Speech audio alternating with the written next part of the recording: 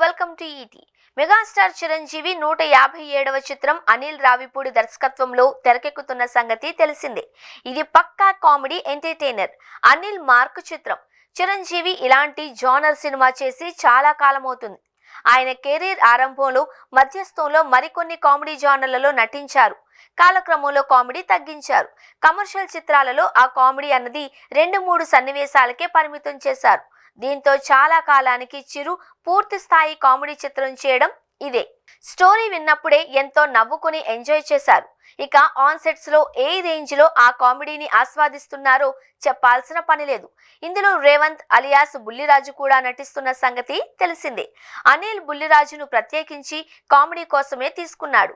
సంక్రాంతికి వస్తున్న సక్సెస్ లో బుల్లిరాజు బూత్ కామెడీ వర్కౌట్ అవడంతోనే ఆ సినిమా 300 కోట్ల వసూళ్లను రాబట్టింది. అలాంటిది చిరంజీవితో బుల్లిరాజు కలిస్తే ఇక ఏ రేంజ్ లో హంగామా ఉంటుందో చెప్పాల్సిన పని లేదు.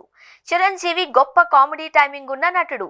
సహనటులు కూడా అదే పాత్రలో కనిపిస్తే చిరంజీవి గొప్ప కామెడీ పండించగలడు.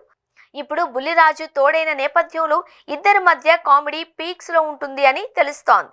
ఇద్దరి కాంబినేషన్ సన్నివేశాలు చాలానే ఉన్నాయట.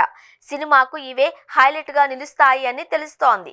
అలాగే lady super star Nayanthara role కూడా ఆద్యంతం కామెడీగానే ఉంటుందట. అనిల్ హీరోయిన్లను కేవలం గ్లామర్ కే పరిమితం చేయడు. హీరోయిన్లతో మంచి సన్నివేశాలు తీయగల దర్శకుడు. కథతో పాటు హీరోయిన్ పాత్రలు ట్రావెల్ అవుతూ ఉంటాయి అనిల్ సినిమాలు. నయనతారలోనూ కామెడీ టించ్ ఉంది.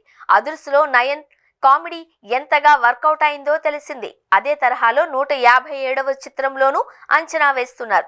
ఇదంతా వర్కౌట్ అయితే కనుక 157వ సినిమా సునాయాసంగా 500 కోట్ల క్లబ్ లో చేరుతుంది. మెగాస్టార్ ఇమేజ్ కి వీళ్ళందరి కామెడీ తోడైతే ఆ ఫిగర్ పెద్ద కష్టమేమీ కాదు.